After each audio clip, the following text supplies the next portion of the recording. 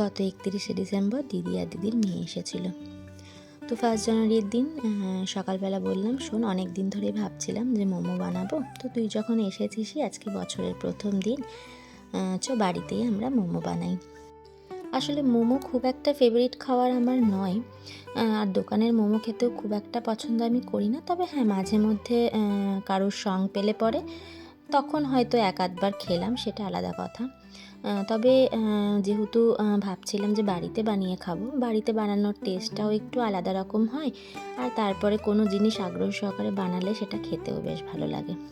যেহেতু মোমো বানানোটা খুবই খাটালির একটা কাজ, অনেকটাই সময়ের ব্যাপার, তো নিজে একা বানাবার রিস্ক নিইনি। তো ভাবলাম যখন দিদি এসছে বছরের প্রথম দিন, তাহলে বাড়িতে বসেই মোমো পার্টি করব।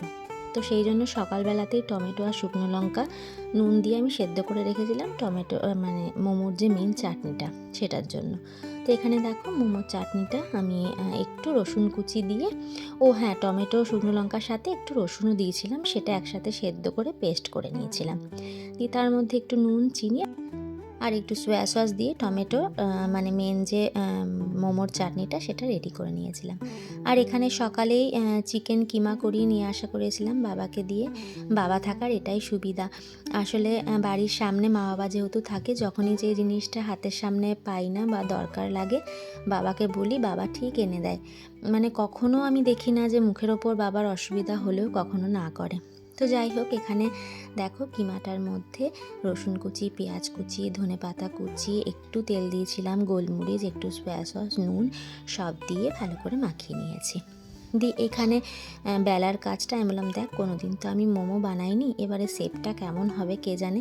যদিও মোমো মেকার থাকলে পরে, মানে মোমো তৈরির যে মেশিনটা, সেটা থাকলে পরে খুব অনায়াসেই হয়ে যায়। তো হাতে বানানোটা খুব একটা পারফেক্ট যে হয়েছে সেটা বলবো না, তবে খেতে কিন্তু বেশ সুস্বাদু হয়েছিল। এখানে আমার জন্য আমি নিয়ে বসে পড়েছি। খুব একটা বেশি আমি মোমো খেতে পছন্দ করি না, তাই ওই জন্য আমি বেশি নিইনি। রাত 12টার পর যেহেতু 2 তারিখ পড়ে গিয়েছিল, আর সেই দিন ছিল আমার দিদির জন্মদিন, সেই উপলক্ষে আমরা দুজনে, মানে আমি আর আমার জামাইবাবু, দুটো কেক আনিয়েছিলাম বার্থডে সেলিব্রেশনের জন্য।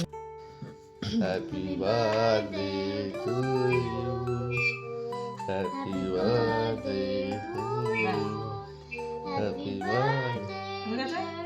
তো 1 জানুয়ারির দিন তো ঘরে বসে বাড়িতে মোমো খাওয়া, তারপরে দিদির জন্মদিন সেলিব্রেশন, সবটা মিলিয়ে খুব ভালোভাবেই কাটিয়েছি।